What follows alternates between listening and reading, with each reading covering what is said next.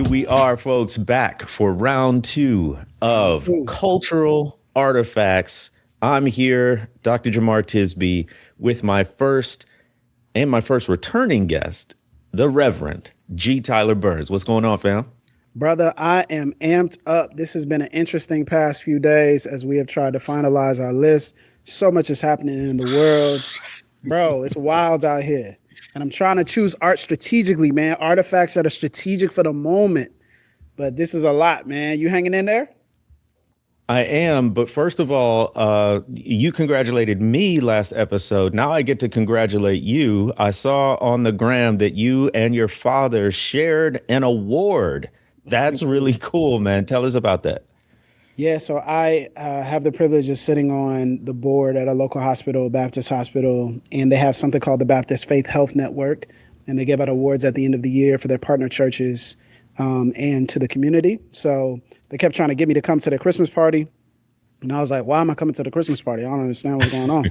So my sister was like, yo, they really need you at this Christmas party because I got to play for this Christmas party. I was like, what? You got to play? Like, she plays the piano. So I was like, oh, okay, cool. So I showed up, know everybody there. I was like, yeah, what's going on? So they did the food, the awards, and then at the end, they're like, the last award is a signature award, and I'm just eating. I'm just like, no, you know what I'm saying? Like, I don't know what's going on. Get that good banquet food, yeah. And then they said, yeah, our signature award is for servant leadership, and we want to award that to both Burns. So they talked about us for a minute. And so my father was there. He was like, why am I here? I was like, I don't know. I guess we here to support Destiny. And so it ended up, we were co-recipients of the Servant Leadership Award. They wanted it to be the passing of the torch between generations, like Elijah and Elisha, like Abraham and Isaac. They wanted it to be like that vibe. So I was honored, and man, what a joy. My father means so much to me. So to be able to share an award with him was a rare honor. That's a beautiful thing. I can only imagine how being surprised about it. They kept it under wraps. That's one thing. And then the nature of the award for just service and doing good work in the community, but to get it along with your father as well, that had to be an extremely special moment. Did you do a spit take when they called your name out? Were you in the middle of sipping water or something? So what was funny is they said, and when you think about, these awards going to the Burns, and I turned to my sister, I was like, what did you say? And she was just like, and she just like stared at me. She was like, and she had her phone out. She just stared at me. I was like, oh, this is what it is. So I had to clean off my mouth, get a little bit, to make sure we was good. But no, it's rare that I see my father emotional, and so I'm emotional in that moment. So it was a great joy for him, and he's invested so much in my life and so much in the community through me, but also apart from me as well. So it's an honor. Not often do you get to receive an award with your hero. So I take those moments. I don't take them for granted. And just to highlight and underscore something here, you have always been ride or die for Pensacola, in the sense, not just pride in your city, but serving your city. And I think that's important for listeners, for viewers to understand, like, there are faith leaders who are not just in the community, but for the community. You've consistently shown that throughout our time together on the mic and off. I know you are so committed to, yes, your church congregation and community, but also the broader community. So it's really great to see a faith leader recognized for service to the city. And it happens, y'all. It is out there for all of the bad press and the bad news and the bad things that many faith leaders justifiably are criticized for. There are some out there doing the right thing. So congratulations, brother. I wanted to make sure the folks knew that. Man, thank you, bro. That means the world to me. And I just always encourage people, if you want to make an impact, this is for the Justice Briefing audience, get to know your local community, get in your 2-3 mile square radius and impact people there, because your city has a racial history. Your city has a political history. Your city has a history of justice, whether it's for good or for ill. And oftentimes, especially in the American context, a lot of it is for profit and gain. And so as much as you can get in the local community and serve, please do that. But thank you so much, bro. That means the world that you would recognize that, man. Thank you. Absolutely, man. Now, tell the listeners and the viewers what cultural artifacts is. Just a real quick recap of the rules of the game here. So, for those who have been following us for a while, you know that every year we do something at the end of the year called Cultural Artifacts. It's typically the most anticipated episode of the year. We did it one time. I think we did our top five, and it just caught on, and everybody was talking about it and sharing. And so, what we do is we do much like a lot of other brands and marketing angles, they'll do an end of year list, their top 10 list. But our list is a little bit different. You can include pretty much anything that has impacted you deeply. But the twist of our list is that it doesn't have to have come out in the given year. So we will have some things from 2000, from the early 2000s. We'll have some things from the 90s, some things from before, or we will have a lot of things from this given year. But it opens it up. The only rule is that you have to have consumed it in 2025. And so if you were introduced to it and consumed it first in 2025, then it is fair game. So this is books, TV shows, music, movies, anime, people, comics, sports teams, as we saw last week. It could be anything, any major event that has happened. We want to acknowledge that this year. So should we give them a little recap? Should I start? Give them a little recap of what we had before? Let's give them the recap. Let them know what they missed last time. And by the way, the episode is up. So if you want to hear the full description where we go in, and by the way, we don't get any kickbacks from this. We are not on the payroll for any of these brands or artifacts or anything like that. This is just our top five. So yeah, Tyler, run down your top five from last week. Absolutely. So first, this is in no particular order, by the way. So I had Paradise, the TV show on Hulu with Sterling K. Brown. I had the book, What Makes You So Strong by the Reverend Dr. Jeremiah Wright. I had the HBO miniseries, Task. I had Inspire, a bass instrumental album by Donald Alford II. And I had the classic comic graphic novel, The Sandman. Very good. I always get something out of left field from you that I'm always intrigued by. Mine were the 10-2 Notre Dame football team of 2025, who, as we record, they should be playing right now. It would have been Notre Dame versus University of Mississippi, both of my alma maters, and I would have rooted for the Irish, and they maybe would have won. It would have been a good game. Certainly, probably more competitive than Tulane, which they're playing now, but University of Mississippi's already beat Tulane this year, y'all. Like, they already blew out Tulane. Why did we need to see a rematch? I don't get that. Why did we need to see that rematch? Exactly. And then there was a documentary called I Like Me about John Candy, and that one's playing on Amazon. And then there was The Blue Wave in Politics in November. And then there was the book, Said I Wasn't Gonna Tell Nobody by James Cone. And then there was the animated feature anthology, The Predator, Killer of Killers, which I got the thumbs up from Ryan Gentry, who did our videography for Pass the Mic. He watched it and he thought it was good. So it passes the Critics' Choice test. It's on my list, there. Man. You know what's funny? I wanted to watch it, but then I was like, man, I don't want to have some sneak into my list.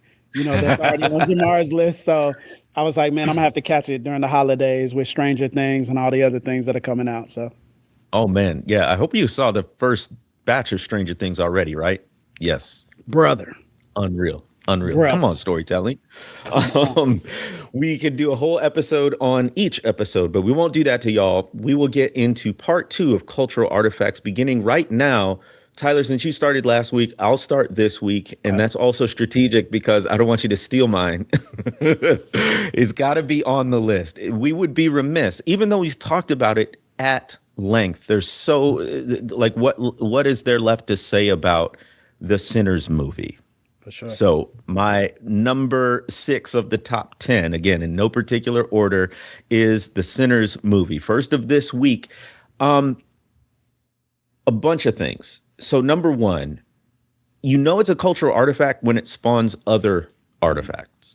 So there were a ton of like costumes this year. There was a resurgence in folks listening to blues music this year. There was a revival in movie theater going. And I want to dwell on that for a moment because most of us remember the like 12-minute video that Ryan Coogler did going through with a whiteboard and a dry erase marker all of the different film formats and what each one was good for, why he liked each one, and in particular, the biggest film format, IMAX 70 millimeter. And I was fortunate enough that when the movie first came out, I was visiting in Los Angeles and they had a couple of them. From what I saw, there were only two of them, two theaters in IMAX 70 millimeter that were showing Sinners, and I got to go to one, and it was truly the quintessential cinematic experience. But even if you didn't get to go in 70 millimeter, it was just a beautiful theatrical experience, and it brought people back to the theater in ways that had people saying, well, maybe theater isn't dead, which, by the way, I never stopped going. I don't know why people don't like going to the movies. I don't understand. I love going to the movies. That's expensive. I get the expense. But listen, join the movie rewards club. I get 20% off snacks. You get free tickets every once in a while. It actually turns into a decent deal, something affordable. Now, if you got a huge group, y'all gonna have to pay yourselves, but So all of that. And then I just want to, because it's been a few months, recap. They are leading the Critics' Choice Awards with 17 nominations, including Best Picture, Director, and Acting for Michael B. Jordan. They have scored significant wins and nominations from other groups like the Black Film Critics Circle, African American Film Critics Association, and they've got multiple Golden Globe nods, as well as they've been shortlisted for, I think, 8 different Oscar categories. And so not only was this like a crowd pleaser, critics are proclaiming its excellence as well. And then the last thing I'll say about it, the pricing structure, which we've gone over. So Ryan Coogler not only made a pioneering film, he had an incredible payout and arrangement with the studio, Warner Brothers, because of it. So first of all, he had complete control over the final cut, which is great. You are not editing by committee at that point. Yeah. He had first dollar gross, which is premium. So typically the deal works where the filmmaker, you don't get any money until the studio recoups its expenses. So you have to sell enough tickets to equal what the production studio spent, and then you get a percentage of whatever goes over that. That's not the deal Coogler got. He got a percentage of the box office revenue from the very first ticket before all the expenses were recouped, which they were multiple times. And then the biggest part was the rights reversion. So after 25 years, Ryan Coogler will completely own the intellectual property rights of the film Sinners. And that was a big deal because typically how studios make their money is they retain the property rights so that they can do sequels or re-releases or streaming or whatever it might be. It's a long tail of revenue for the film that lasts far beyond its theatrical release. Coogler has, after 25 years, it's going back to him. Mind you, it was controversial, but other directors, Quentin Tarantino, Steven Spielberg, Clint Eastwood, they've got similar arrangements, but it was so controversial for Coogler because he did it way earlier in his career. And I would argue, because he's a Black director. So all of these reasons and more, and we have a Sinners movie syllabus, and Tyler, you and I did, I think, 2 parts on Pass the Mic for Sinners movie. So if you want to hear our take on the film from an artistic perspective, go back and listen to those 2 episodes on Pass the Mic. So Sinners movie. So I felt like you would have Sinners on your list. So I said, how do I distinguish myself from Jemar? So number 6 on my list is Ryan Coogler.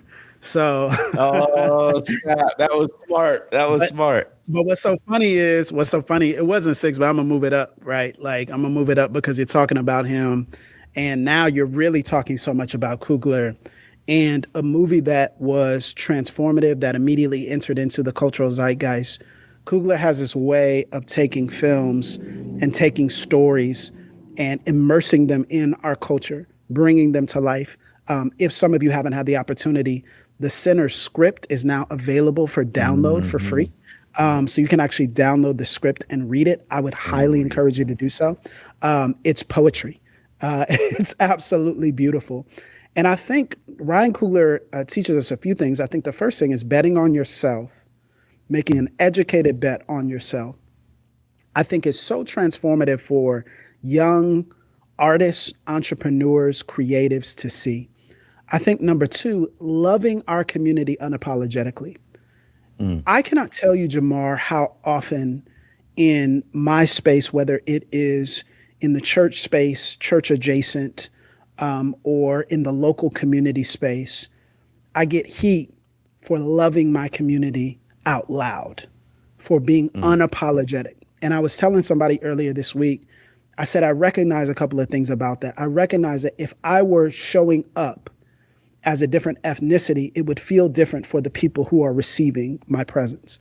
But also because I show up with my locks, I show up with how I dress, with how I carry myself. I show up in a certain space. And I have decided that I am not going to, my appearance and my look and my expression will change over the course of time and maturity and life. But I have decided that I will not mute down, I will not turn down my unapologetic love for my people. That is not something that is sinful or offensive. And Ryan Coogler shows us that when you go all in on loving your people, when you go all in, it doesn't just benefit them, but it can also transcend to the culture itself because we are in the culture. He showed us that so well. And then I think I really love the fact that Ryan Coogler has been selective. He's bet on himself, but he's been very selective about what he's chosen to do, where he's placed his energy. And I can only imagine that they're looking at him like, what in the world are you talking about? You're going to do a vampire twist of like, what is this on in the South? And there's the KKK involved and there's this. And what are you doing? Like, what is this? And bringing it to life in a way that felt so rich, so deep, so immersive, so kind to us, so historically rich and accurate in so many different ways. Ryan Coogler needs his flowers immediately, stat, post haste, and how he is elevating even the profile of a number of different actors and artisans, whether that is Ruthie Carter for design and costumes who we work with on Black Panther, Michael B. Jordan, who he never does a movie without in any way, shape, or form. And then finding someone like Miles Caton, a young, gifted musician, and elevating him. I don't know of very many movies that could take a completely unknown actor and use them in the way that Ryan Coogler did, not as a slave, right? Not as an enslaved African, not as a servant, not as the help, but as a character with a voice. And if you've seen, the end of the movie, a character who survives. What a gift. What a gift. What a relief. Right? We don't have to, you can introduce a brand new character. You don't have to kill them off. They can live. What a joy that is. Sinners is a masterpiece, and we need to acknowledge that. It's not just getting all these other awards. Sinners will win Oscars. This is not even a question. It will win Oscars. Which ones it will win, depends on whether or not the community likes One Battle After Another or Sinners more. But they definitely will win Oscars. And I don't want us to miss that we live in the same breath, existence, time period as Ryan Coogler, someone who really, truly was created for such a time as this. So my number 6, Ryan Coogler. Could have easily been Sinners, but since we talked about it so much, I was like, Jemar will take care of that. But I'll do Ryan Coogler. Man, he needs all the flowers, all the support. Protect this man at all costs, please. Please protect this man. Put him on your prayer list. We need many, many more like him. Very well said, and completely agree. And we could essentially say that about the entire cast, the entire crew, which is also a testament to Coogler's ability to assemble a team. It doesn't happen without the right people on board. So very savvy to shout out the director and the writer in particular, Ryan Coogler. Now I'll say this. Now I'll say this. Now watch, because what a lot of people didn't realize was a lot of people in the early, because I follow this stuff, in the early Oscars race, people are like, yeah, Sinners is good, but I don't think it's really gonna have the steam later. And now they're seeing Sinners it's not turning down, it's turning up. And now all the prognosticators are having to come back and say, oh no, Sinners might sneak in and grab Best Picture. Sinners might sneak in. The two awards that is probably locked down for in the pole position would be screenplay, which is Ryan Coogler's award for sure, and then costume. Those are probably the two that they're really gonna nail. Everything else from there depends on the nominations, it depends on the campaign, depends on, all kinds of different things. But they could also, can you imagine, Sinners winning Best Picture? I mean, what a joy that would be. A cultural moment too. We are not defined by our awards. We know this. We're not defined by Oscars. We are not defined by Grammys. But what a joy, what a collective moment of joy that would be for us. I'm sorry, I just had to say that. And that would just be this. I promise you, y'all, we've got more, but we've got to sit here a minute. And that would just be an Oscar. Let's say would just be let me just put it bluntly, a way of white folks in the industry recognizing the excellence that is already in this movement. The movie, the Oscar does not confer excellence. It recognizes excellence. And so what that would signal to me is that specificity, that cultural specificity you were talking about, Tyler, it resonated beyond to a bunch of folks who don't know the culture. That's hard to do because we often create incredible art that is illegible to the majority of people who are not Black because they don't know Black culture or beauty, or they don't appreciate it. And I just want to say they've already won amongst our people, the Black Film Critics Circle and the African American Film Critics Association. Both of those, best film, director, actor, writing, music. Our people get it. Our people, by and large, understand it because we know the struggle. I lived 30 minutes away from Clarksdale, Mississippi, where it took place, where the film took place. We know about the Great Migration to Chicago and from and back and forth. And one of my friends who's from Starkville, Mississippi, calls Chicago just North Mississippi, right? We have that in our families, in our culture. And so we recognize what Coogler's doing. To win an Oscar would not make the movie better. It would just be the folks who are outside the culture having the wisdom enough and the care enough to recognize the excellence that's already inherent in the film. That's it. Amen. So, my next one, number 2. Tyler, it started with the skinny jean becoming outmoded. I see where we're going. But you're an early adopter of this, so we got to acknowledge this. Please keep going. Keep going. So then we go back to like the loose fitting, wide leg trend that was common like in the early 2000s. And as a matter of fact, there's a lot of stuff from the early 2000s, especially, that's coming back, a lot of fashion trends. And there's one trend in particular that I sat up and I paid attention to. And I'm sure you've heard of this, and I'm representing it right now.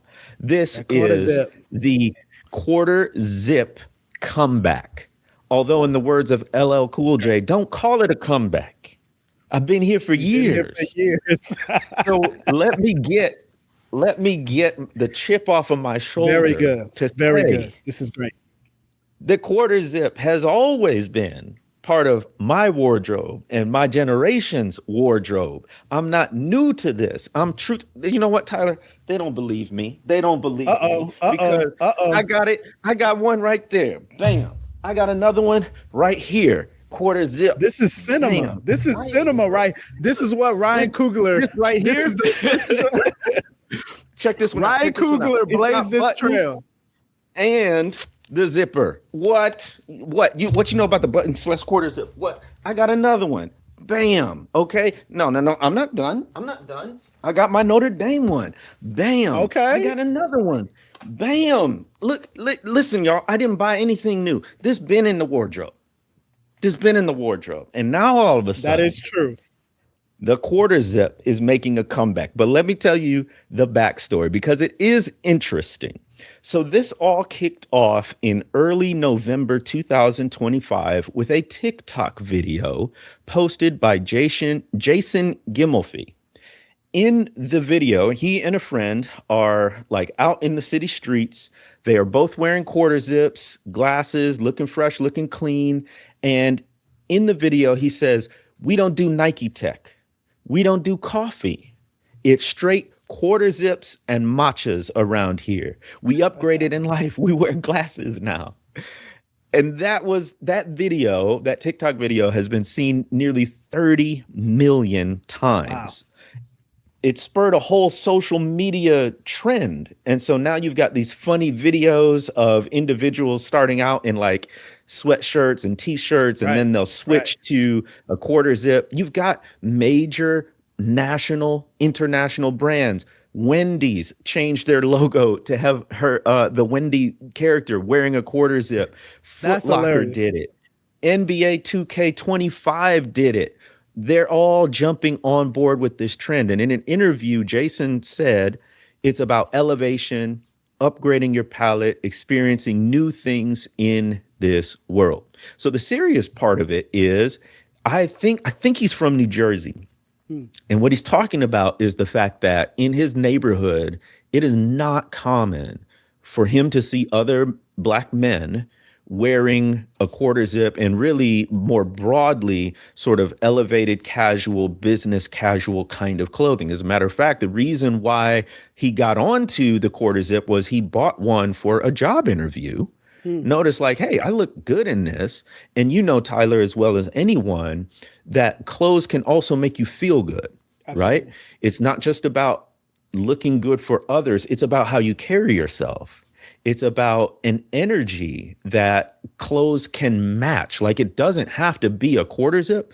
What you're looking for in fashion, in apparel, is alignment with your energy, alignment with your true character. So that can be sportswear, that can be the dandy that was part of the Met Gala recently, right? Or it can be something like quarter zips. And I think, and I'm sure have a great breakdown of this, but what it is conveying is something that historically Black people in general and Black men in particular have always had to do, which is rewrite the narratives that other people place on us. So what I think is at the heart of this quarter zip movement, because it was started by young Black men and it caught on with young Black men, which, by the way, is, I think, part of the cultural power of it. If this was any other group, I don't think it would have had the same cultural resonance. But young Black men saying, I am reclaiming the narrative. I am writing my own story. If I want to wear a quarter zip and defy your expectations or the expectations placed upon me that it's only going to be hoodies and sweatsuits, I can do that. Right. And it can be through a quarter zip and wearing glasses and drinking matcha rather than coffee or a soda or whatever it might be. So much as I am a little bit of a grouch to say, like, y'all can't claim the quarter zip.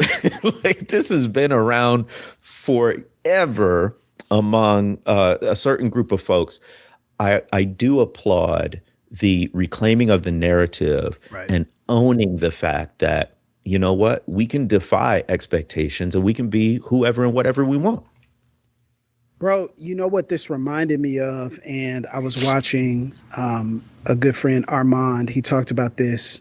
He does a lot of fashion like vlogs and lifestyle vlogs, and he was talking about this reminded him of in the early 2000s when we were all wearing baggy jerseys and baggy jeans, when we started wearing the baggy button up.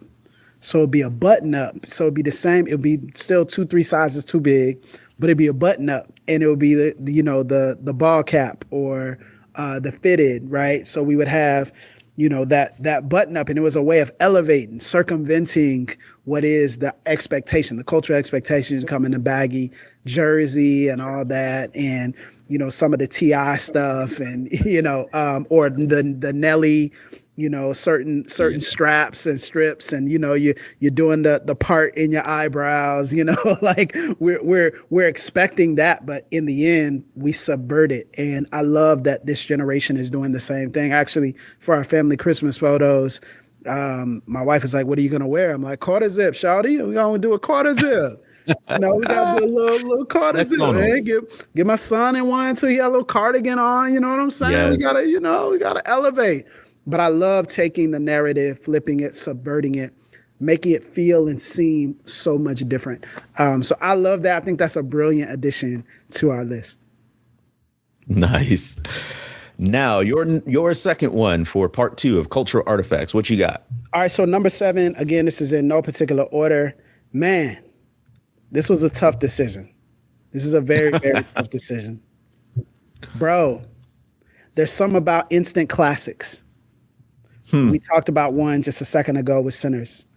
And then there's something about an instant classic album. You're not going to do it. That's gonna stick. You're not going to do it. What you mean? What you mean I'm not going to do it? You're not going to pull it. Okay, come on. What you think I'm going to say? What you think I'm going to say? Let's see if I know where you're going with this. Were we texting about it in the group chat? I don't think so. I don't think we all were. right, it's something else then. We might have been. I don't remember if we talked about this. I don't think we did.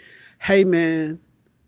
When the ladies start singing with soul, when the ladies start singing and they start yearning again, when the ladies start singing and it's lover girl era, I ain't gonna hold you. This does something to your boy. Number 7 on my list is The Art of Loving by Olivia Dean. Look here, man. Let me tell you something, man. Okay. Look, an instant classic, my guy. Wow. Instant classic. Unskippable album. Tell us about it. You want to talk about, listen, bro, you want to talk about a woman who knows what it's like to write and play songs that don't overpower you, but the softness is powerful in and of itself. The lyrics on Man I Need, the lyrics on so many of these songs, just creating moments. And those of you who have been watching on TikTok, those of you who have been, scrolling through Instagram Reels, these are becoming kind of the soundtrack of the generation. And it wasn't eligible this year for the Grammys. She was eligible for Best New Artist, but she will be eligible for the Best Album, Best Song, all that stuff next year in 2027.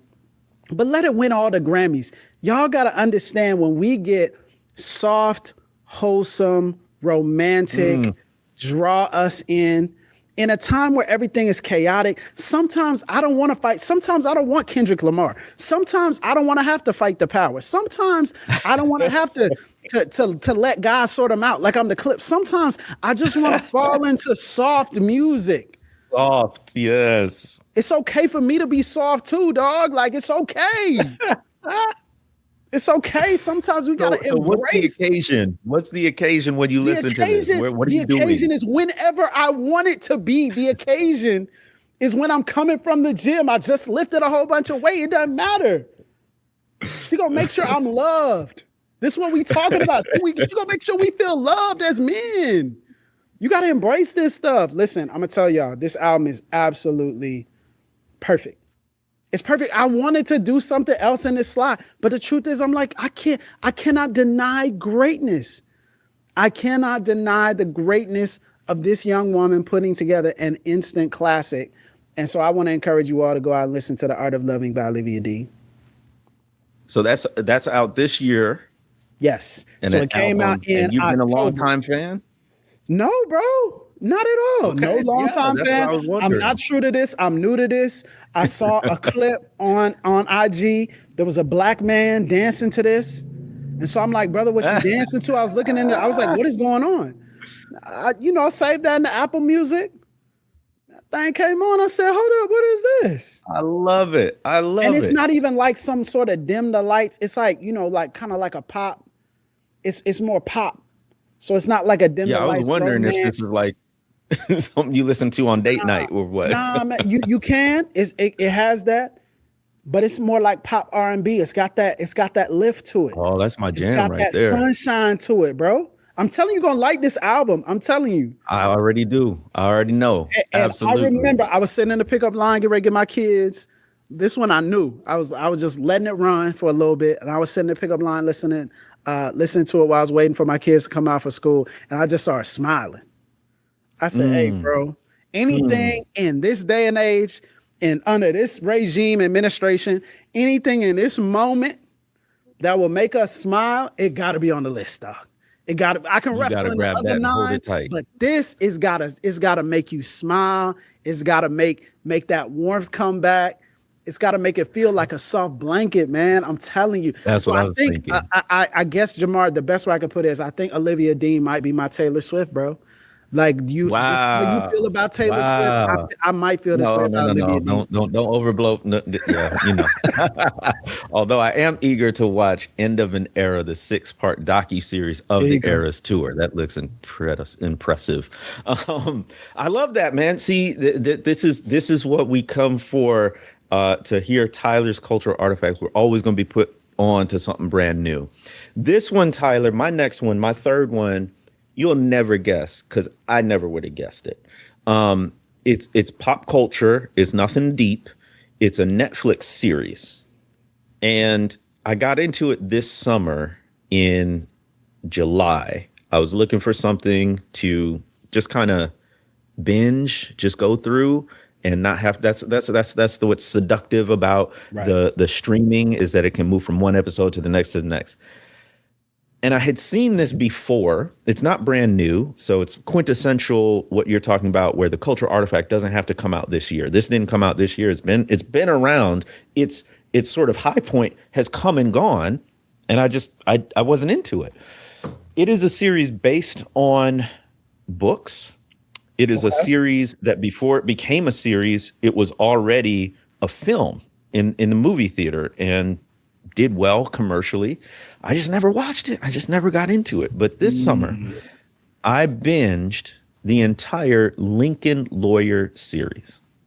I Really? told you, yeah, it's out of left field. So the Lincoln Lawyer, of course, most people will This is probably good. recognize the title from the film in which Matthew McConaughey played The the movie is title really good, character. bro. The movie was solid. And but I read the books first. I don't know how or why. Uh Similar with watching a series where you can just go from one episode to the next. I like getting into thriller series of books because I can go from one book to the next. So I believe there are 7 Lincoln Lawyer books. I read all of them, and Come on. then I watched the Netflix series. What I appreciated about it was not that it was a perfect series, but the choices they made between the book and the Netflix series I thought were smart. In particular, the title character in the book is half white, half Mexican. Most decidedly not Matthew McConaughey. Exactly. So in the series, they actually got a lawyer, a guy, an actor who is of Latino descent. And so I appreciated that. And he speaks Spanish in the books and he speaks Spanish in the series, which makes all the sense in the world. And then there was one choice in particular where in the book, there's 2 different characters, but in the series, they combined these 2 characters into Hmm. one person. And Tyler, I kid you not, I actually thought it worked better. Wow. I actually thought it worked better. It created a more well-rounded, interesting, entertaining character. Whereas in the books, when you split those traits into 2 people, each of them was sort of mid. But Hmm. combining them into one made it a really magnetic character in the series.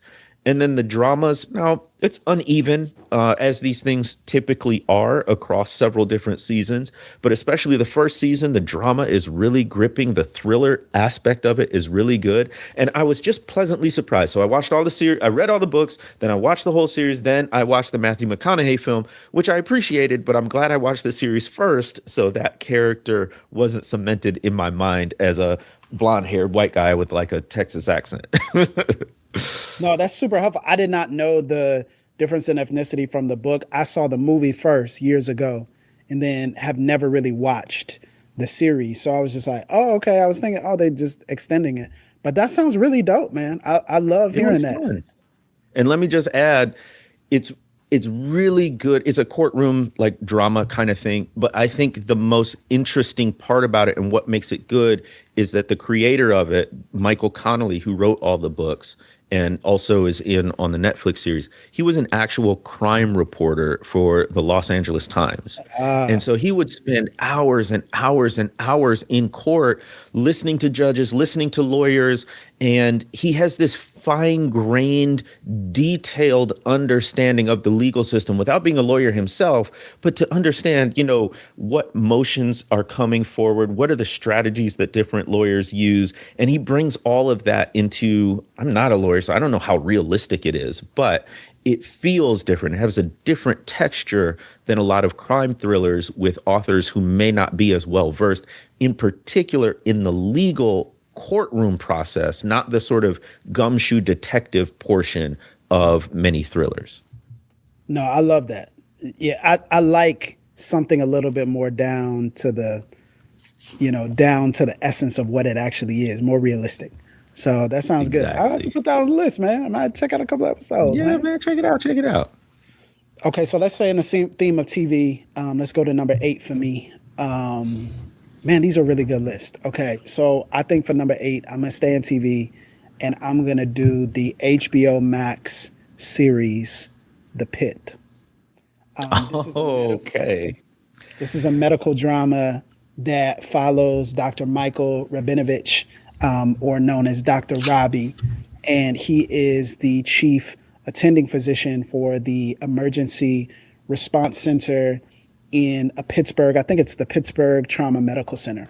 And so he's an ER doctor, and the show follows, I believe it's 13 hours. So it's literally one day. The entire season is one day. And so it follows each hour and how things escalate in each hour and some of the things that they have to deal with, the differing personalities.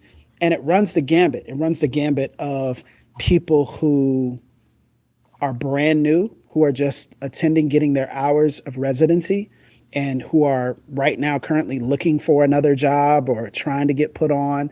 They're just basically students that are in their first or second year, third year of medical school, in the time where they actually get to be hands-on. So they're being trained by these physicians. Then it's some physicians who clocked out, then had to come back because of an emergency. Then there's some who are substance abusers.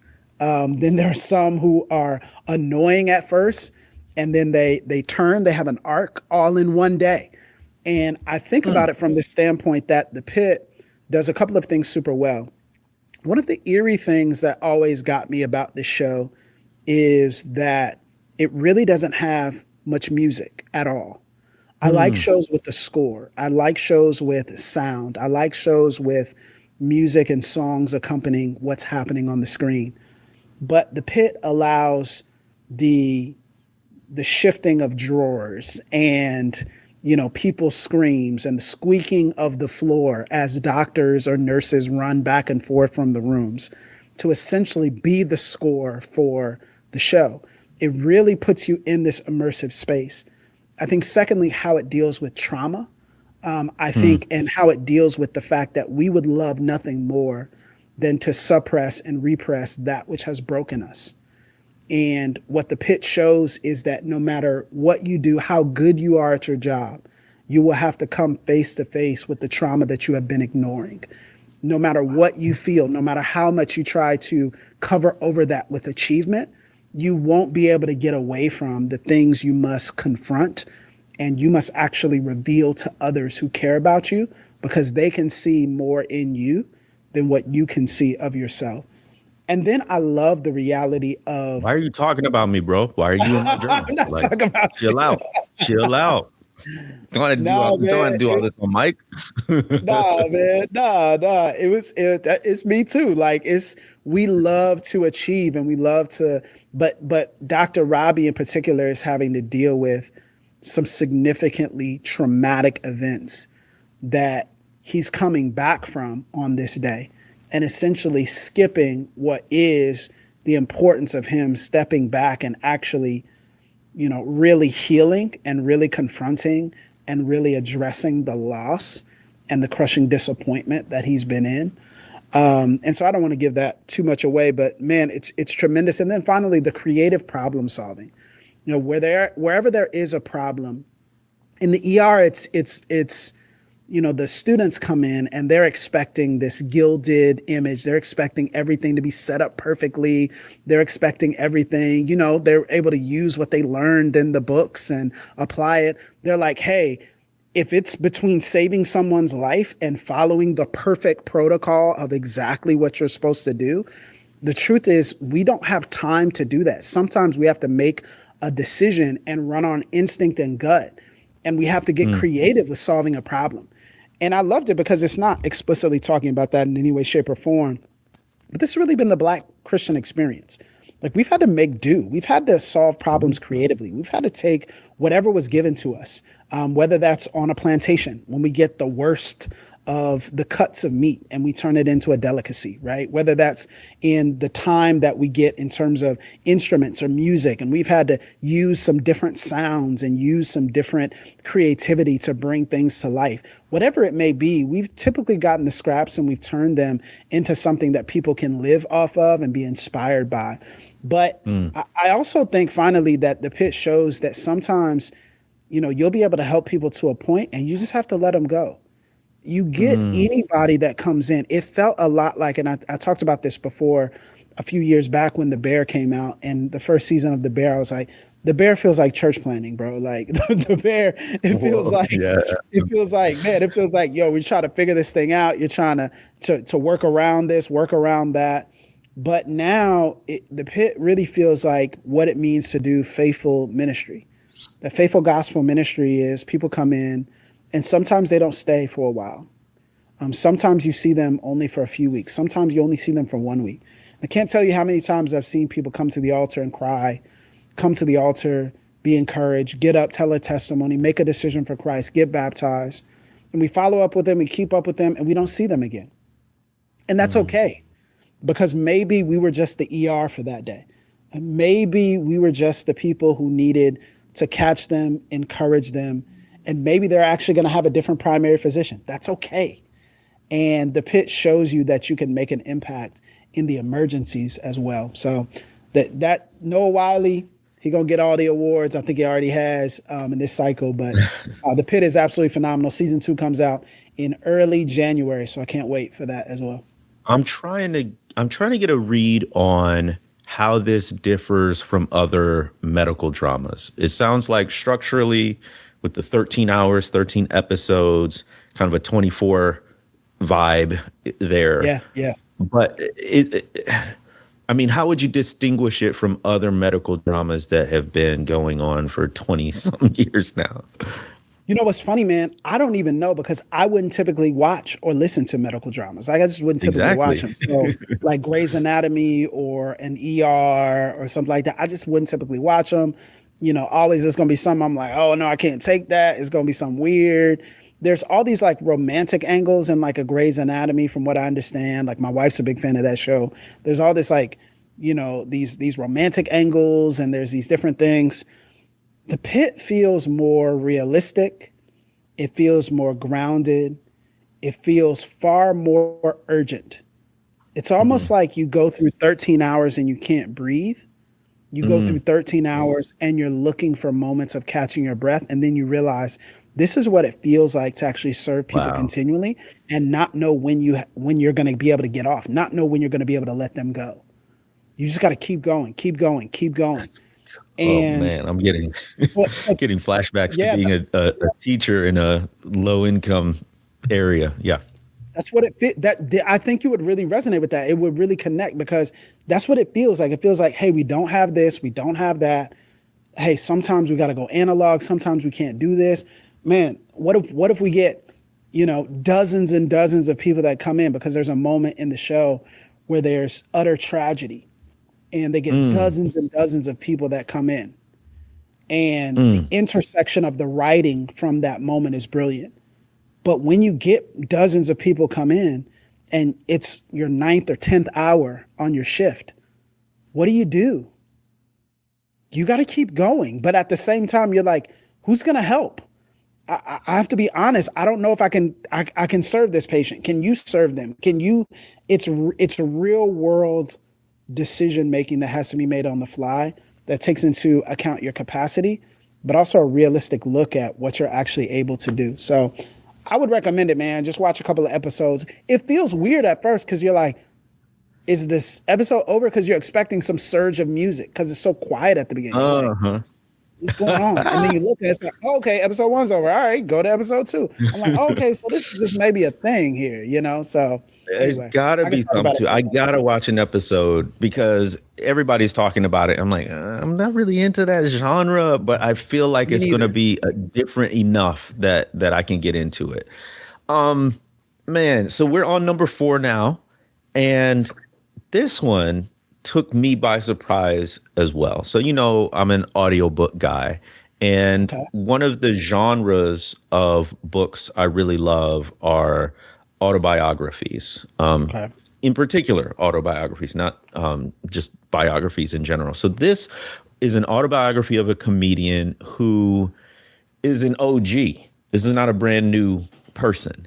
And I think I got into it just by seeing some vintage clips of his comedy sets on social media.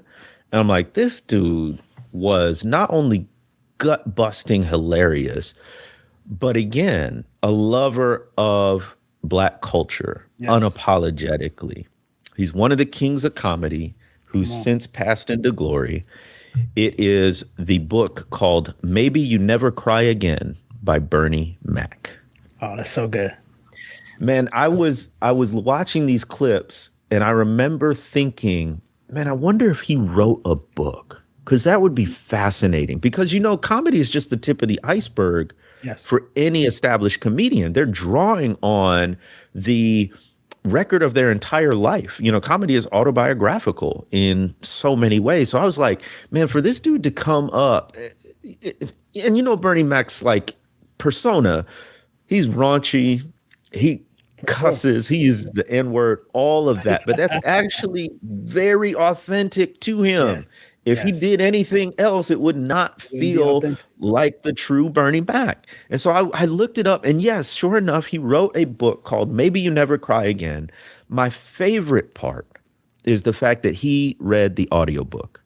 I don't even want the physical book, because you gotta hear Bernie Mac's voice. You know what I'm saying? It's just it's so distinctive. What a gift. It is, and so he reads it, which is the absolute best part. It is a comedic tragedy. So most of his life is hard, like hard. In particular, his mother develops cancer and she ends up dying when Bernie Mac is just 16 years old. And that's where the title of the book comes from. Bernie Mac, so she fought it for a long time. He was 5 years old when he saw his mother crying. She was just in so much pain, and she'd gotten the news and all that stuff. And he decided he wanted to be a comedian. And he said in the book, to make you laugh and maybe you never cry again. So the book's title comes from the wish of a little boy to use humor and comedy to relieve the suffering of his mother, who had cancer. And that kind of shapes and defines a lot of the book, where this man grew up po in Chicago. But here's what got me. Like, oftentimes we sort of consider comedians buffoonish, clownish. They are some of the most intelligent people in our Brilliant. entire society. Brilliant. And oftentimes, the people who end up being stand up comedians, it was a spark that showed up early. So, what blew me away with Bernie Mac was that in school, he was so funny that the classroom teacher would offer, as a reward to the class, Bernie Mac to go up and tell them stories. Wow. Like I'm talking like fourth, fifth, sixth grade. The Wow, man. teacher would Oh say, my "Now, goodness. class, if you're good, if everybody does their assignment, we'll give the last 10 minutes to Bernie, and he can tell you stories." Which made the whole class die of laughter. Other teachers would come into the classroom to listen to Bernie Mac. That's His incredible. first gig was at a church when he was 8 years old. Get up and start telling jokes in front of the congregation, and they all laughed. But his success wasn't overnight at all. Right. He was working like the job he talked about most in the book. He delivered appliances and Hmm. installed appliances throughout Chicago. Like that was his day. And then in the evenings, he would go to comedy clubs. But he had this incredible work ethic. I don't know when he slept because he would work all day and then he would hit the clubs and go to club after club after club, doing a 15, 20-minute set here and there. And then slowly but surely, and this is before social media and all of this stuff that could get you going viral before and help make you a big thing. This is all before that. And actually, the timeline all takes place before the Kings of Comedy tour, Wow. which he goes on with D.L. Hughley and Yeah. Steve Harvey Harvey, and Cedric. um, Cedric the Entertainer. So this is all before that. But so I just loved hearing the grittiness, the realness, everything about Bernie. What you see is what you get. He is the same in front of a crowd of thousands as he is reading a book about the struggles that he went through trying to make ends meet. So that is the book, Maybe You Never Cry Again, autobiography written and read by the one and only Bernie Mac. Man, last year, I included Homie Don't Play That by, the story of In Living Color. And man, it was incredible to watch how they structured comedy, but also how they structure comedy as social critique, how they structure comedy as a healing balm and salve for their people, but also the way in which they worked the comedy writing room, and to see how seriously they took their craft. I said, oh no, I need to put way more respect on comedians. I know it seems like all they're doing is just making us laugh, but the ones who are doing it well are also thinking about how they're affecting change in the community, but also thinking about how they're telling the narrative of their own people in our context in so many different places. So, man, that sounds incredible. I'm looking forward to that, man. Looking forward It was to it. really good. All right, Okay. we got number 4 for you. All right. Number 4. That's where it gets tricky, man. Because I got to play a tactical game. We're going to talk about our list before. So I think I'm just going to, I feel like I'm teeing Jamar up here because we haven't Okay. had a crossover, but I feel like we might have a crossover with his last one. I don't know if it will be. But the last one for me, number 10 or number 9, is Wake Up Dead Man, the movie. It's Wake Up Dead Man. Is that 10 for you? No, no, no, no. Oh, But bro, listen. I'm deep into it. Okay, so I'm glad we're getting it on the list. I couldn't leave it off the list. And I know it seems like maybe the most obvious choice, and I'm not known for obvious choices. But Wake Up Dead Man is, I don't know how to properly articulate. Rarely am I speechless. But from a Mm, pastoral clergy perspective, mm. how real it was. There's a scene in this film that stopped me in my tracks because I have literally been there. On the phone with somebody, getting ready to get off the phone, thinking about my next thing, gotta move on. And she says, Pastor. And I'm like, yeah. And there's a silence. You good? What's going on? Can you pray for me? Can you pray for me? This is the third movie in the Knives Out series. And Rian Johnson, who also made the best Star Wars movie of the new generation, The Last Jedi, does a phenomenal job of telling the story of a priest who gets in trouble for fighting and goes to a different parish. And in that parish, He's basically put with a man who's a raging culture warrior, conservative culture warrior. He's telling his congregation every single thing that is wrong with the world, and he's screaming and yelling at them. Expertly played by Josh Brolin, aka Thanos in the MCU. I was gonna say And he's got that villain yeah, thing down. he has some Thanos in him for sure. And what he realizes is systematically he's controlling this small group of people as the parish is slowly dying off. He's controlling this small group of people, and he's controlling them through fear, and he's controlling them to be skeptical of their neighbor. He's controlling them to fight against the wolves of society and culture. And there's a tragedy that happens, and after that tragedy happens, it sets up what is the Knives Out whodunit. And so they're looking around saying, who did this? What happened? There were some moments where I look back and I was like, what in the world? Like, I didn't expect this or I didn't expect that. But it also tells a story through this young priest's eyes of how he is coming to grips with love and the message of the gospel. In the meantime, it includes Daniel Craig, who plays the detective Benoit Blanc. And the detective is almost like a raging agnostic / atheist. I mean, I want to be fair to whatever they're portraying, but definitely does not believe in God, believes it's myth, and is trying to talk through all of this and how the priest slowly, patiently navigates Benoit Blanc's skepticism, how he just redirects what is some of the passion. It's funny, man. Earlier, I was at my daughter's birthday party and I ran into a couple that used to go to our church, and they left our church not because of our church. According to them, they left our church because they're struggling with their faith. And specifically, it's a white couple, and they were like, Pastor, I don't know how to continue going to the institution of church when so many people abuse others in the name of Jesus. I don't know how to do that. And I don't know how to deal with the bitterness I feel. And I don't know how to deal with the pain that I feel because so many people don't see how my Black daughter is impacted and affected by this. I don't know what to do with that. And I was thinking about how in those moments it's so easy to come up with some little syrupy, sweet answer that wraps up things in a nice, neat little bow. But the power is in wrestling with people and sitting with them and allowing them to release. There's this moment where he says, you got to let go. And so often we have this clenched fist. And so often we have these narratives that we build about others and build about ourselves and build about God.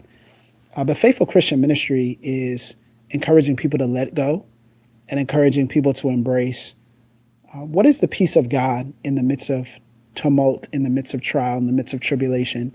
Not to hate others, not to see them as wolves, but to see them as neighbors, to be loved. You talked about this on IG and so many other places, but man, blew me away. Got to hold it down for the clergy crew, man. Wake Up Dead Man had to make the list. And I thought I was going to alley-oop you. I was just like, man, Jemar definitely go put it in his top 10 or something. But man, I read it wrong. But I'm glad we at least are able to talk about it because I think it's a phenomenal film. Oh yeah, I'm far from done talking about this film. The reason why it's not on the list is I had to let it marinate because I'm like, I don't know if I trust like how enthusiastic I am about this. Maybe it's just because it's of the moment, right? Like let me give it some time and see. Is this just the emotional like high of watching this film? But the layers in it, man. And honestly, I think it's a very simple, but not simplistic portrayal of the faith. I actually think this is a film that taps into the yearning of what all of us want Christianity to be. So I think the simple part is it sets up Father Judd and Josh Brolin's character as opposites. Yeah. On the one hand, like you said, culture warrior, he's portraying the church as this kingdom inside walls. Yes. And the world is outside the wall and they are knocking at the gate. And if we flinch for a moment, they will come in and destroy us. Like he literally says that in one of the sermons, one of the homilies that he has. Contrasted with Father Judd, who's all about grace and all about forgiveness. And what is so powerful is how much Ryan Johnson says without saying it. Yes. So a Father Judd is all about grace and forgiveness because he is one who has experienced grace and forgiveness. Mm-hmm. He had a former life that was very spotty, very sketchy in a particular way. The Damascus Road. And he experiences this redemption that he feels is so undeserved. Like he's such a sinner. He cannot fathom a love so capacious as to forgive him for what he's done.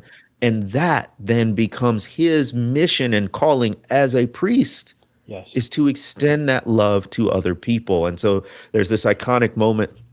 Ryan Johnson hits us in the first 2 minutes where literally the first 2 minutes where the priest is like, no, he disagrees with like his superiors. And he's like, I don't believe Christianity is like that. It's not this, it's this. And it was just like, come on, man. Yeah, so in setting up that dichotomy, I was like, man, this is too good. It's too good. But it's so simple. It's so straightforward, Yes. right? Like it's grace and wrath. But the way he's able to write that into characters organically, make you sort of feel it. I think we all come away longing for that kind of religion. So like good. even if you're not religious, you're like, but if I was, that would be the kind of religion I want.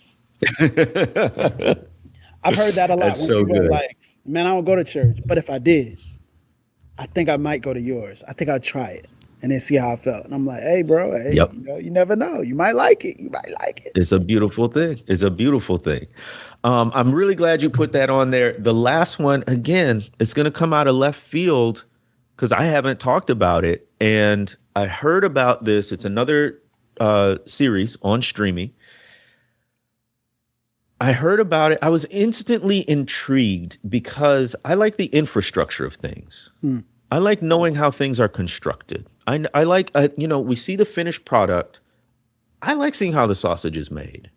I want to understand the process. And so this series delves into the filmmaking process. And it's called The Studio on Apple TV Plus. Have you seen this?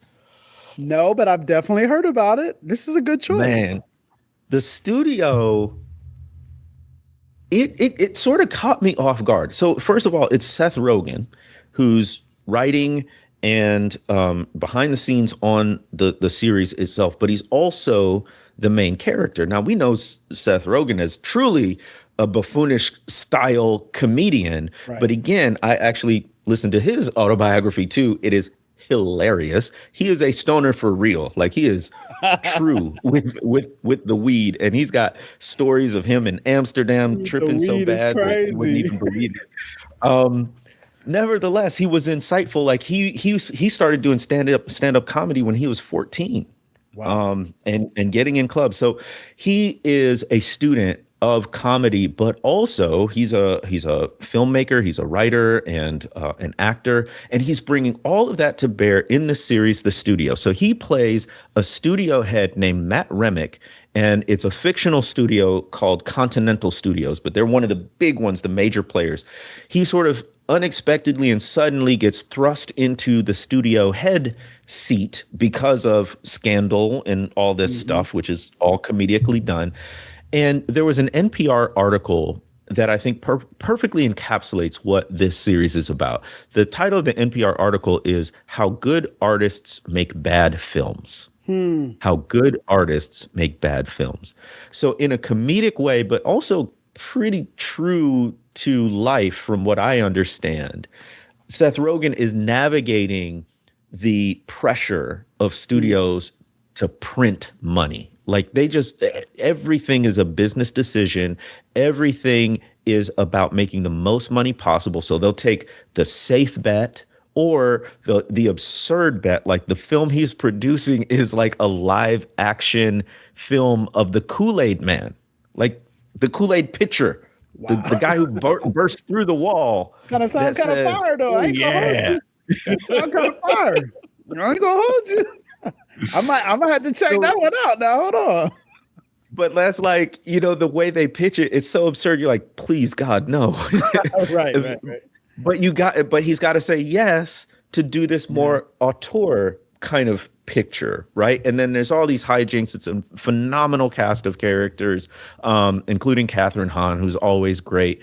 And I just love how it gets inside the personalities, the diva-ness of so many actors, but also the smarminess and the sleaziness of the studio and the industry itself. And there's incredible acting, and it's funny all the way through, even as it's like tense and high drama and ridiculous at parts. Like, it's good when other actors, producers, directors, people who are inside the industry say, that's accurate. Like, that's true to life. And so it's certified fresh on Rotten Tomatoes. It's got 96%, at least early on. And it was enjoyable. I'm looking forward to the next season. No, I heard it's really, really good. I heard a lot of people making connections to the MCU and Disney and so many other things. So, Yeah. uh, And they have these amazing cameos of like big name actors and directors. It's really fun to watch. nah, that's dope, man. I'm looking forward to checking it out.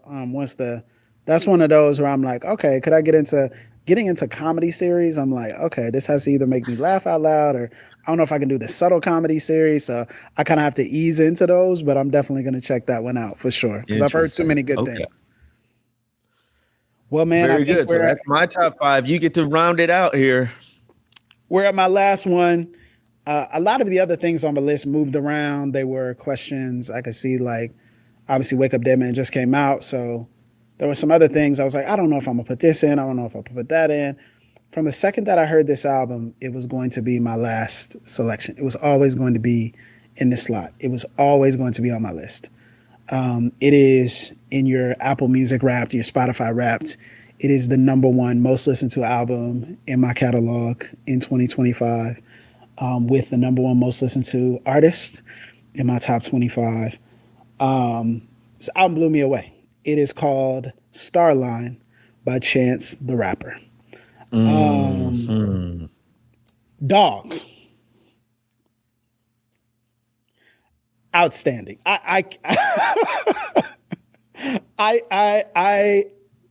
failed to grasp the words to tell y'all how intelligent, how embodied, how grief-stricken this album is, and how beautiful it is. Chance the Rapper was introduced to me through the Coloring Book album, which came out probably about 5 or 6 years ago.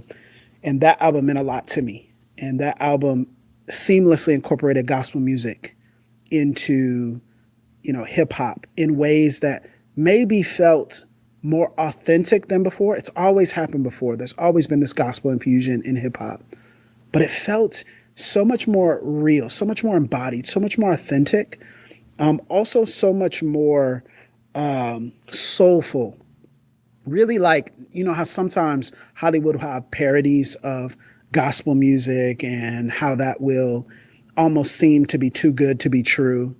This didn't feel that way. It felt like someone who actually grew up in the church made a hip hop gospel album. That's what it felt like. It felt like Christian rap in some ways, like, but true In a good to way. us, right? In a very good way. And no diss to Christian rap, but I'm saying it felt like a very real, like if a secular artist sometimes does a gospel feature, it feels weird. It feels inauthentic. Sometimes you're like, bro, what are you talking about? But this felt like he actually understood the culture.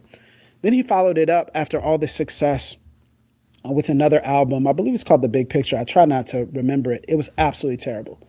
It was universally panned as one of the worst albums of that year. Just was a huge letdown for so many people coming off of Coloring Book. And then Chance kind of goes away for a while and then drops a couple of snippets on X or Twitter. And when he dropped those snippets, people were like, man, I feel like Chance kind of rapping again. Like a huge part of The Big Picture was his flows weren't tight. They weren't skillful. They felt sloppy. It felt like he was just throwing out just ideas. It felt like it was very manufactured, formulaic, just commercial. Oh, this is going to hit. And it didn't. None of them hit. And when Starline came out, I was just like, oh, okay. And I remember one of my good friends, Ray Spears, he was like, y'all, have y'all heard the new Chance album? And I was like, no. He's like, what he says, he's a Chancellor the Rapper. Chancellor the Rapper is rapping again. And from the intro all the way through, he is not only delivering tremendous themes and wrestling with real life, he's rapping so well, perhaps at the highest level of anyone who released something new in 2025. Wow. And it was a really, really good year for hip hop. So many great albums, from the Clips to Wale to Joey Bad to Glorilla to so many others. It was a great year for hip hop, and he was up at the top with anybody you want to put at that top. Three things I'll say he's referencing. So obviously the name Starline comes from the Marcus Garvey Starline, Black Starline, which was a shipping route, a shipping space that Marcus Garvey used. And he flips it because there's also a Chicago reference in that as well. But he's wrestling with his divorce. So Chance had everything. And one of the great memes of the big picture is, Chance always talks about my wife, my wife, my wife, my wife. Chance is always talking about his wife. And whenever he's talking about his wife, people mocked that or made fun of that. They were like, what is it? What does that actually matter? And now he essentially had everything. He had his wife, his kids, and now he essentially has nothing. He's wrestling with this divorce. And in wrestling with this divorce, he is having to come to grips with the reality that he's lost everything. He's having to come to grips with the reality of dealing with child support. He's having to come to grips with the reality of not being able to see his kids as often, not being able to be with the woman that he fell in love with. He's also wrestling with Black community and the outside world's perception of the Black community. He has this tremendous song, tremendous concept that feels weird, but it's called Drapetomania, and it references this what was a racist categorization of a mental illness, which was descriptive of runaway enslaved Africans. When people would run away from their enslavement, people would say, oh, there's something wrong with them. It's drapetomania, right? Rather than a realistic response to bondage, right? You're literally being enslaved. And so, of course, you would run away, right? But they had to label it a specific term. And so he brilliantly subverts that in a very Chance hip hop way. But the standout track on the album is the track Letters. And Letters is a series of verses specifically to the Black church, and in some cases, a very specific Black church who mistreated one of his family members who passed away. He writes calling the name of the church and says, this auntie or grandmother, I believe it was an auntie, has basically given her blood, sweat, and tears for the church. And now y'all are going to act like you can talk about her and not going to give her what she deserves now that she's gone, not going to honor her. And he says, somebody better tell him. He's like, matter of fact, I'm on my way. I'm on my way. And at the end of every verse, it says, I'm on my way. I'm on my way. He says, Dear Black Megachurch. The next one is Dear Black Christian.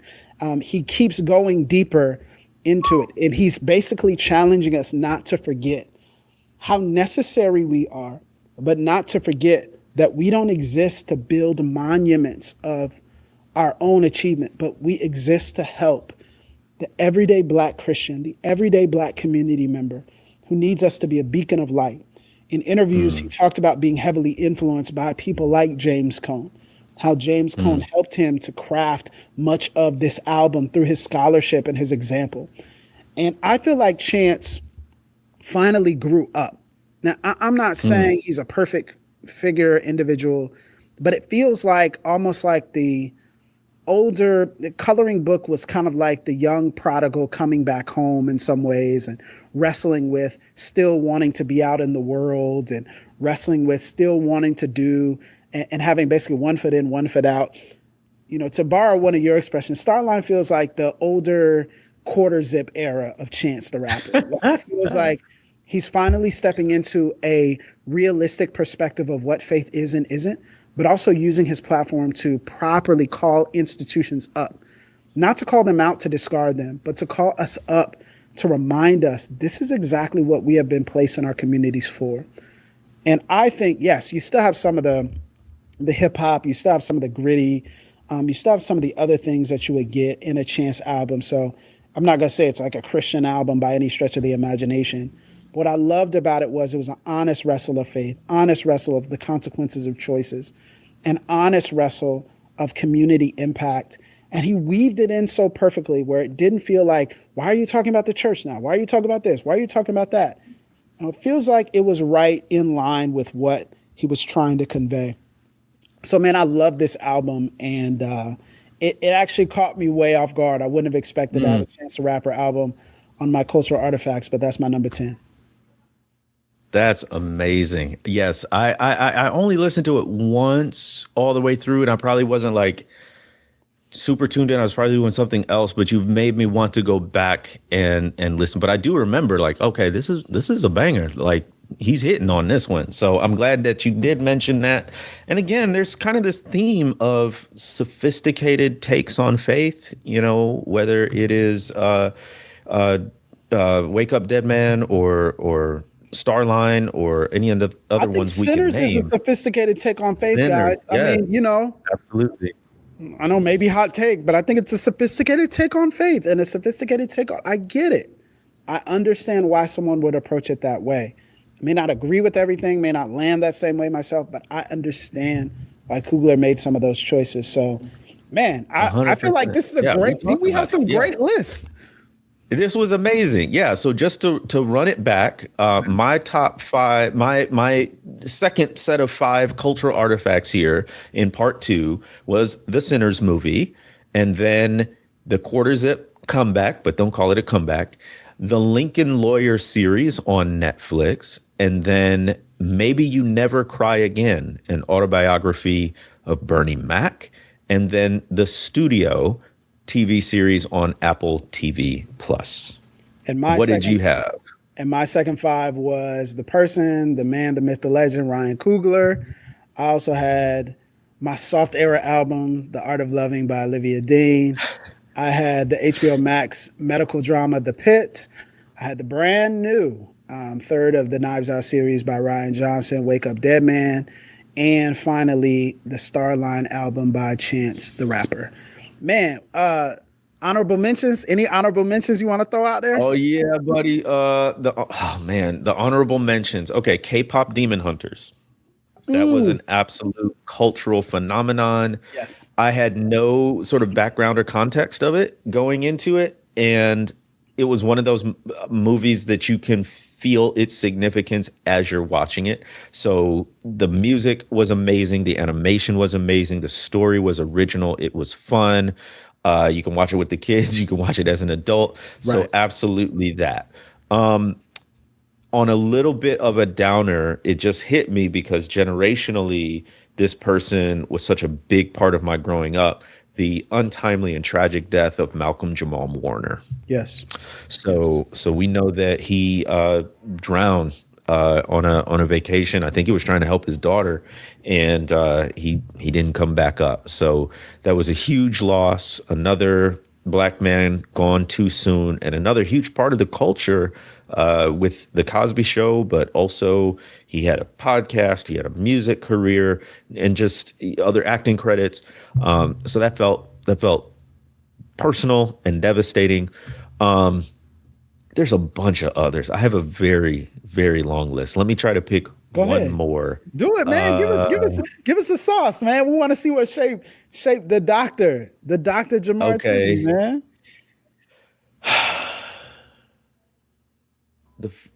I think is the favorite car I've had is the Hyundai Ioniq 6. Okay. It's an electronic car, completely EV. It is beautiful. Wow. What they did was they looked at I think it was a 1960s van that was almost concept car-ish. And they said, update that for the 21st century. And so it's got this really unique silhouette of it's just graceful. It's just a curve. And then that curve is repeated on the door frame. And then it's got all the fun bells and whistles of an electronic car with like there's LED lights inside, there's heated seats, Okay.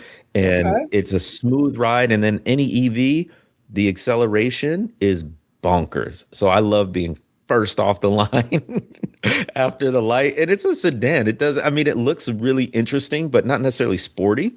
And you're out there like just leaving everybody in the dust when you want to. And there's a turbo mode. That is regular mode. But when you go Wow. in turbo, I'm talking about tires squealing.